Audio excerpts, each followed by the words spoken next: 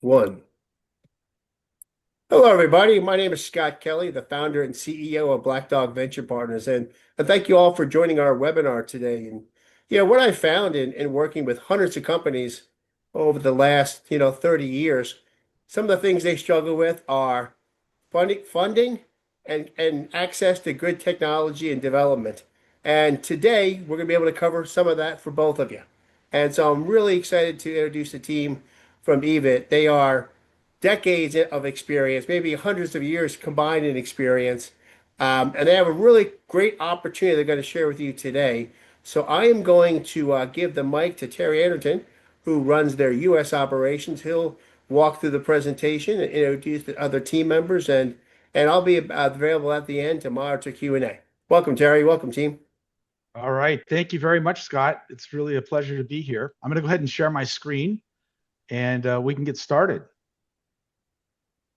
I'm going to put it on presentation mode and hopefully everybody can see it. Somebody give me a thumbs up that they can see it. That would be great. All right. You're- Fantastic. So again, my name is Terry Anderton. I'm the U.S. country manager for EVT. And with me today is my colleagues, Bruno and Aaron. I know the first name says Enrique, but I asked him if I could call him Aaron, and he was okay with that. Along with Raphael is also on the call with us.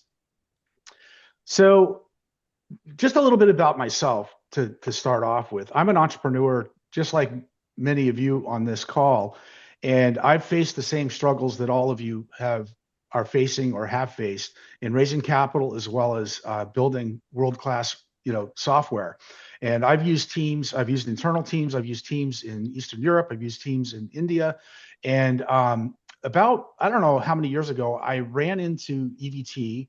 My company ended up hiring EVT to help us build a solution. And it was the best experience I've ever had. And we've kept using them and I've recommended them to others. And when the opportunity came up to join forces with EVT, I jumped at it to be part of their organization and help them grow their business in the US. So one of the common problems that people find is, it costs a lot of money to build software. In the US, it's on average $175 an hour, fully loaded with everything. It takes time, a small team. And if you're out there raising capital, it could consume a large percentage of your seed round or Series A round of capital to build a software platform.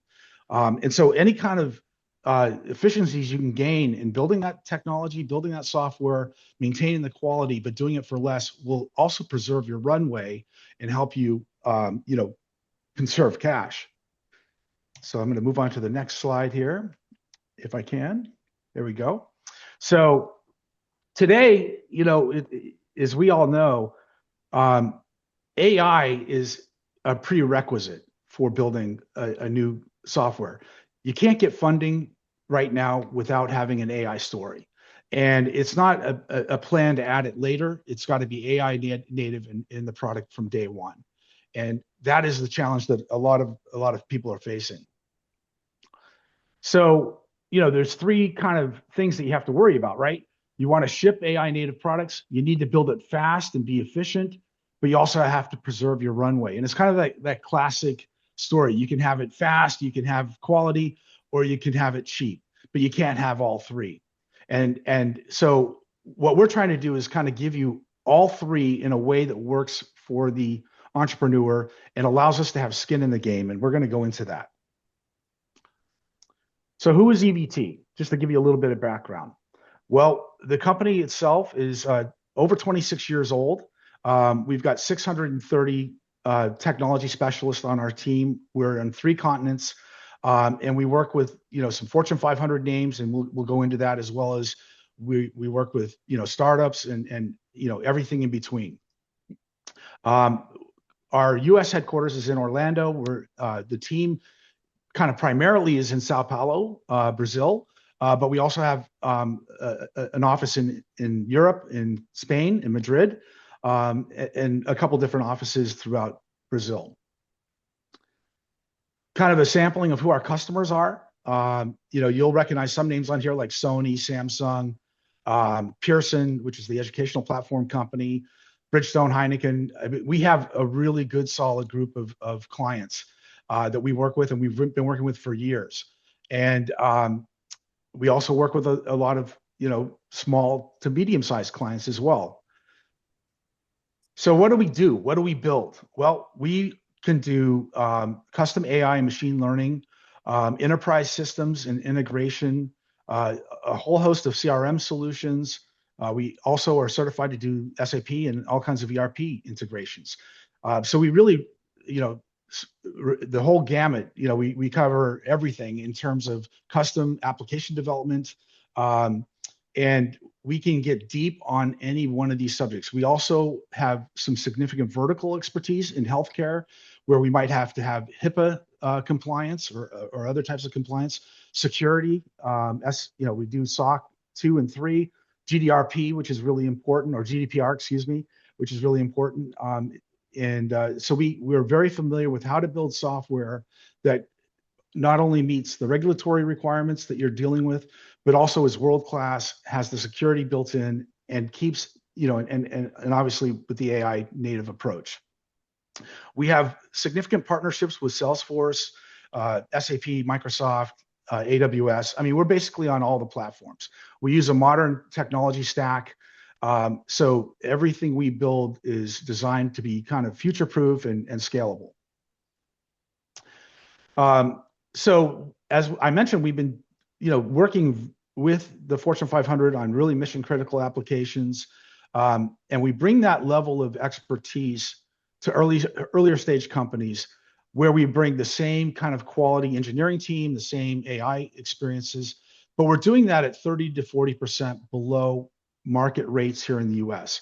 And that's largely because our team is located primarily in Brazil, and we have cost efficiencies because of that really benefit US based clients. But we can kind of, a key differentiator is that you're not dealing with different languages. Everybody speaks English. Time zone is very similar. It's maybe off 1 hour or 2 hours depending on where you are. And so you get really an easy way to work with an organization, instead of having to deal with, say, a 12 or 14-hour time zone difference and really difficult language issues. You can get the benefit of a lower cost structure, super high quality in your time zone, and that's really a critical thing that we bring to the table. So as I mentioned, we're about 30 to 40% below US developers. We're very efficient. We use really modern tools, and we can talk about that more in the Q&A perhaps. We even use AI in some cases to help us develop software where it's appropriate. But we do that with enterprise guardrails, security in mind. We've delivered hundreds of solutions for our clients over the 26 years. So what is it that we're here to talk about today? Well, we created a $10 million venture fund, and we call it an in-kind venture fund because we invest in your application with services, not cash. And it's kind of like co-op. You put in money and we put in time, and you end up getting what you want at a far lower price. And we have skin in the game because we're actually going to be on your cap table. So we really care about how your solution turns out. And so, as I mentioned, it's kind of an 80-20 split. So if a project would normally cost, say, $400,000, we would take 20% of that in the form of equity, and the rest of that would be billed over the course of the software development process. And you can ask questions kind of in the Q&A. We'll go into all this stuff. So why is this important to you? Well, it unlocks, it leverages your cash in a much more efficient way, and kind of unlocks extra time, extra runway, because you're not using all your cash to fund development. We're also on your cap table as an institutional investor. So that means when we accept projects, we actually will do formal due diligence, and just like a venture capital firm would do, and you can leverage our participation in your round with other investors. Even though it's an in-kind investment, it's fully like institutional grade participant in your round. Not only that, and this is where Scott comes in, uh, you'll get access to Scott's investors and what he can bring to the table to help you in terms of And your capital raising and activity. Terry, I can share a little flavor about that if you don't mind.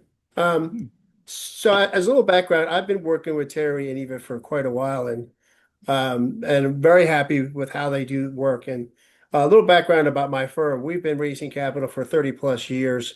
I've raised $5 billion for startups, and we've built a network of 16,000 investors that we've actually done deals with over the last 30 years. So as you begin to think about this, as you engage with Terry at EVT, we're marketing EVT's participation in your round to our network of investors. So you get a direct to indirect opportunity to get in front of investors, and we could talk more about that in Q&A. But I thought that was appropriate that I kind of jump in there, Terry.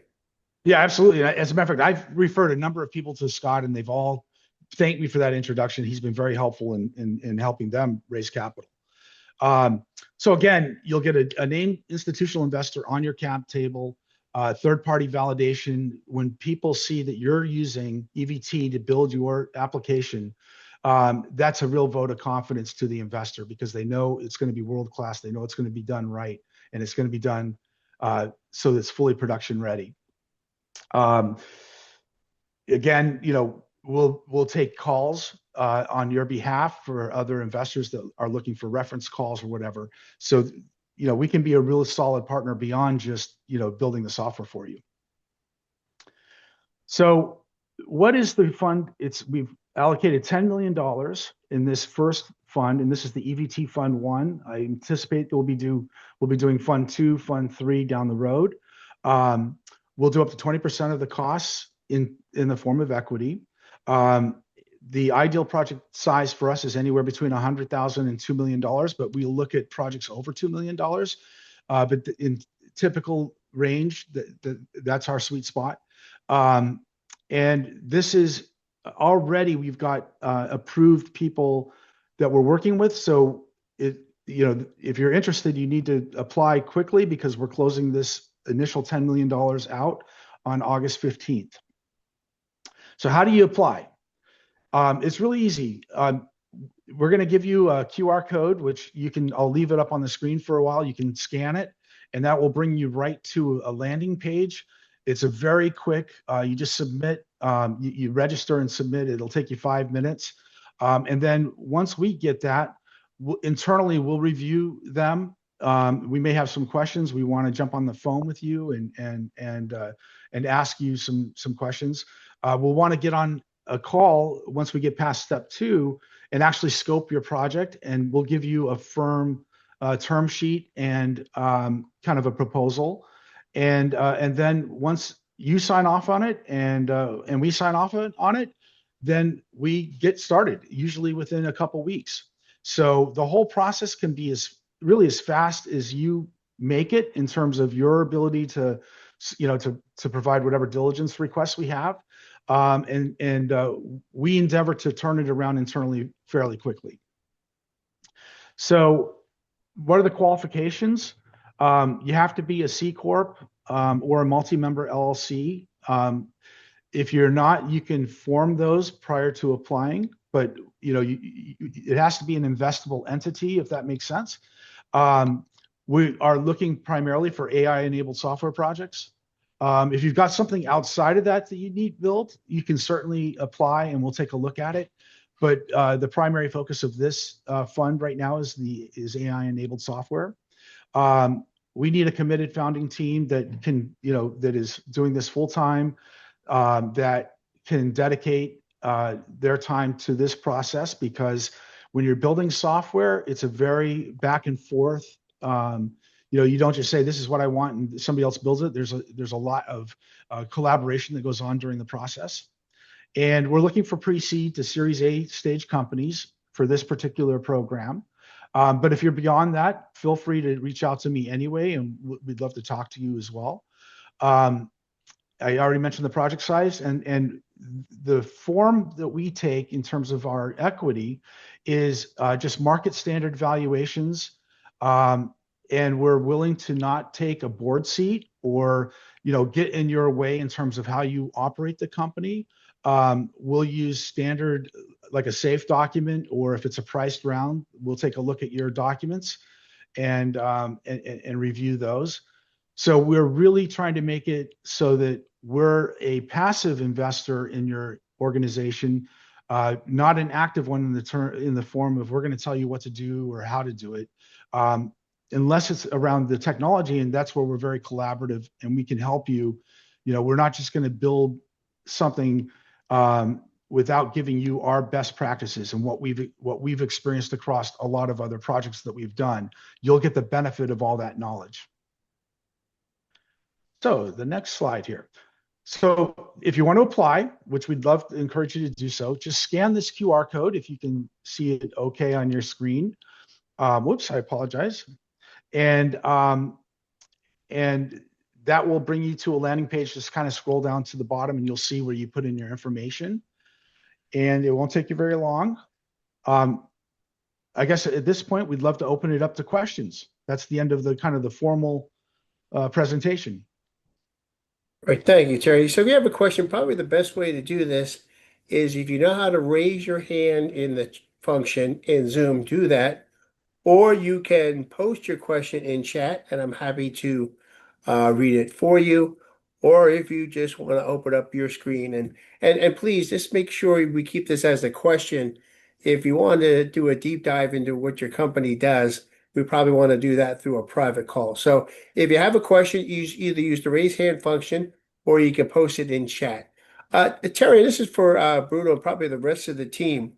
Where does AI and vibe coding, come into play, when people are trying to develop, their software and their technology, and why is it more advantageous to not do it yourself and find someone who do it for you? Yeah, so this is a really important point, right, Scott? So we've been discussing about that because nowadays the people thinks that only using AI with the knowledge about the architecture, the security, and all the important things, it's something that will produce enterprise software. And this is not true. So it's really important to have a partner where you can use with the right knowledge the AI to, let's say, accelerate the process of the development instead of just vibing coding without knowing what exactly is being produced by the AI. Right. Yeah, I Right. agree. And if I could add just one thing to that, if you're integrating things like Stripe or payment processing or any kind of integrations, it really becomes difficult if you're just trying to rely on Vibe. There's PCI, there's all kinds of regulatory requirements, and it has to be documented. And then you start getting into also like, your intellectual property rights and making sure you have documented IP. So Great. Yeah, Uh, and oh, Go ahead. go ahead, Scott. Yeah, go ahead. Go ahead, Aaron. Jump in. No problem. So yeah, when building a scalable and future-proof software, that's one of the things. Like, it's sometimes easy to vibe code a prototype, which is only like the front end, the website that you can play with the buttons. But when you actually do a real-world enterprise system, you have to care for scalability, future-proofness, and all the other best practices. And even though you can get to a prototype really fast, getting to an enterprise software is totally different game, and you need to know what you're doing, why you're doing it, and what are the trade-offs and everything. So we usually have a good amount of process around that to get to an architecture and be able to perform that. So that's a very important milestone for any startup that's building real software and real Great. product. Thank you for that. So we got a question from Eric. Eric is asking you, do you go through a thorough scope of work and high level specs before the deal is solidified? Who wants to handle that question? Bruno, you want to answer that one? Yeah, I can handle that. No problem. So yes, we'll be doing some meetings to understand first the idea, to understand the requirements and everything that should be done. And then based on that, we'll be preparing like a commercial proposal with the efforts and also the technology that will be used. And the entire scope will be, let's say, developed during this proposal. So we'll be going through that with you to make sure that we have all the needs and all the requirements in order before I start to work or before I start even to sign something, right? Yeah, That's absolutely. right. And in many cases, Scott, we help people refine their thinking and how they're approaching it even before we get to the proposal stage. So we'll actually spend a lot of time up front with the client to make sure we understand exactly what they're trying to do, and then we can even be collaborative and consultative and help, refine it further. And have you thought of this, or have you thought of that type of thing? Okay.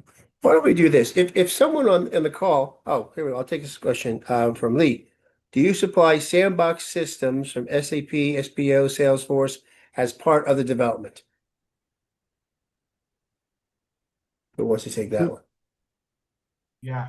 I'm gonna, In fact, yeah, this we need to discuss. In fact, to understand a little bit better the requirements, we have some environments, some internal environments in our, let's say, servers.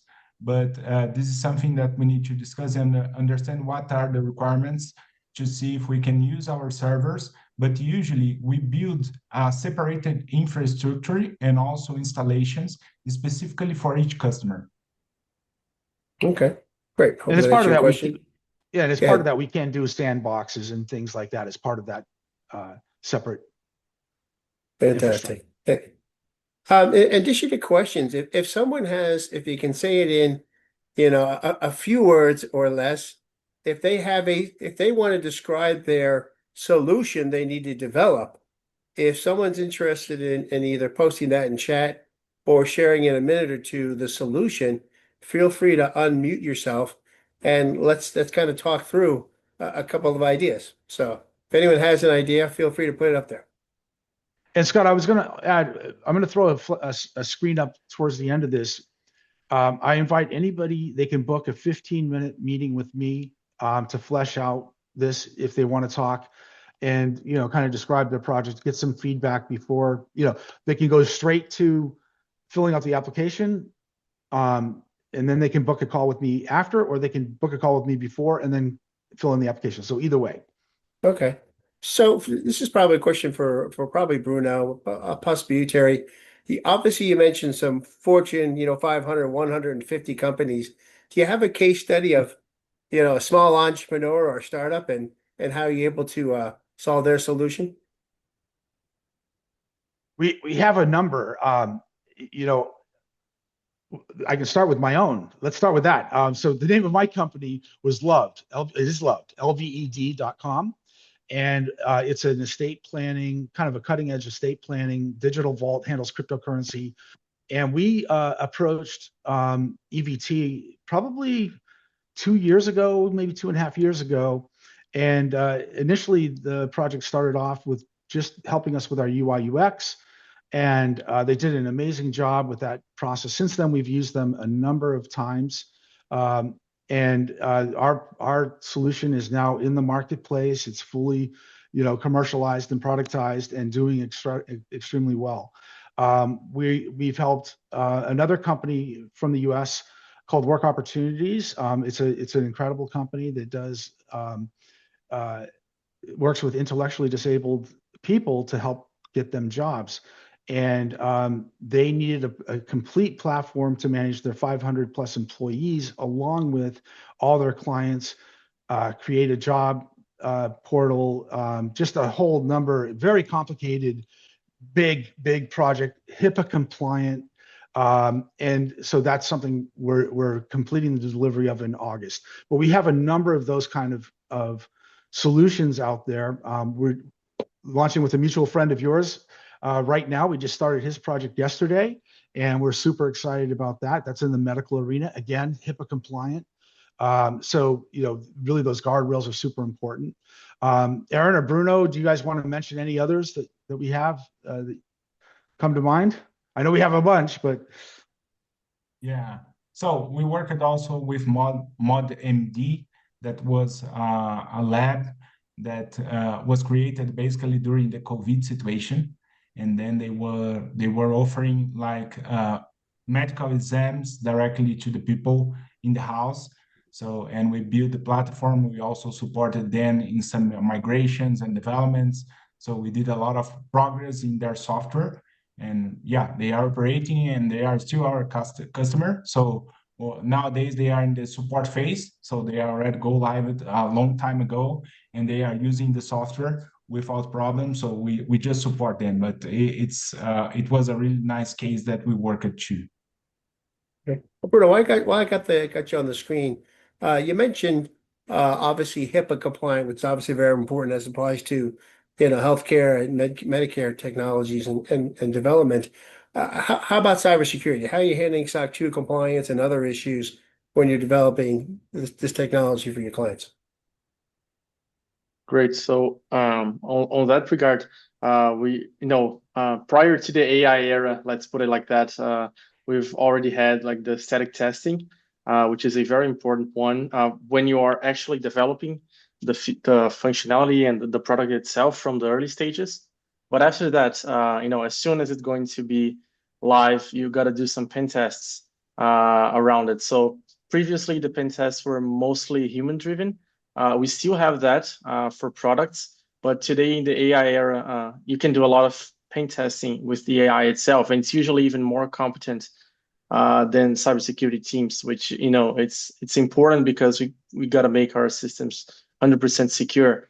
So currently, we use the static testing still because it's the first layer of defense. But after that, we have at least two different AI systems to perform pen tests on it. Usually they are embedded in security platforms from the main AI companies where they really try to penetrate the defenses of the system from a both network perspective and all the other perspectives, functionally speaking, from user data and all this stuff. So we perform that, and we also have a dedicated cybersecurity team that still produces some products around cybersecurity for our internal usages. So we can have a set of our battery of tests as well. So we take that very seriously. Great, thank you for that. So again, if you have a question or you want to share a couple of points about your development project, or have a question in that regard, feel free to either post it in chat or raise your hand. Use the raise hand function. I can call on you. I had a question. Ironically enough, I decided to come up with a product while I was on the airplane back from Chicago. It's a retail product. And obviously I'm going to work through the process of, the IP. And do you work with companies to help them secure the intellectual property, whether it be trademarks or other issues while you're helping them develop? Yeah, if you don't mind, Bruno, I can kind of take point on that. So we have some very interesting clients. A recent one comes to mind. Somebody that had a tax solution, and we helped her identify cover all of those issues. Okay. We don't actually file but we can refer you out to an attorney. But we can actually, look to see if the trademark is clear, kind of help with all that stuff. We'll hand you over to a patent attorney or a trademark attorney to actually do the filing. But a lot of the legwork and even branding stuff, things like that, just reach out. Okay, fantastic. So we'll take probably one or two more questions. We'll wrap up in about 5 minutes. Terry, if you could do me a favor, if you can throw that QR code back up on the screen. You bet. And then we'll take some final thoughts from you and the team in just a minute. So there's two QR codes. The first, again, is to apply for the funding. And the second one will bring you right to my calendar link. So feel free to book a meeting with me if you have additional questions. I can then, we can spend a few minutes together on the phone as long as we need to. And then I can bring in the right team members on our side to get into a more substantive conversation around the technology. We had another question pop up in chat. And Lee, I probably need to get some clarification on this. Do you supply both consultants and developers? I'm assuming consultants are more geared towards helping you flesh out the idea, and developments are actually building the project. I think in general, when you have let's say, approaching to legacy systems, say Salesforce, ERP, whatever, you have a role of consultant and role of developers. And consultants are more prone to the business process, and developers are doing the development itself. So there are two roles, and usually companies like EVT, I guess, would supply both. So I just want to clarify whether you supply both the developers and the consultant for the process. Good question. Bruno, you're shaking your head. You want to cover that one? Yeah, Bruno, you want me to cover it, or you want to cover it? Yeah, I can answer, no problem. Yeah, we in fact we supply both consultants and also developers. So we go through the process. Usually in this kind of project, we have a dedicated resource just to discuss regarding the process. We'll be going through with you to determine the personas, the user flows, and all this stuff, and everything that's involved with the process. Not only regarding the platform that we are developing, but also mapping all the interfaces, all the third parties, all the things that will be integrating with the system. It will be covered by us. Of course, we need to have the guidance regarding what is the scope and what are the needs and wishes for the platform, but we'll be going through that with consultants and also with developers just doing the code. And check it, Absolutely. probably.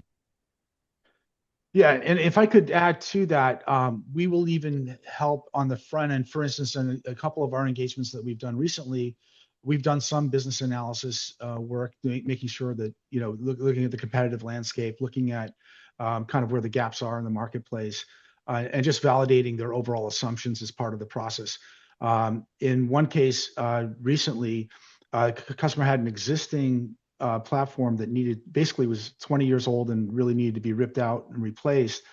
So we went in and we actually analyzed their existing thing, looked at every flow that the system had, documented every interaction it had with every stakeholder, and then we took a step back and made recommendations on how the new platform should behave. But we definitely take that time up front to understand and advise. So hopefully that answers your question. And if you guys let me also do in addition to that, we have a lot of cases. I saw that you did the question regarding the SAP and Salesforce as well. So in that sense, we also have products and other initiatives that involve SAP and other ERP integrations, for example. And when we embark on a challenge, we embark it through the entire process. So let's say you have like a logistics problem, or for example, one case that we have recently is a commissioning system that we got to do.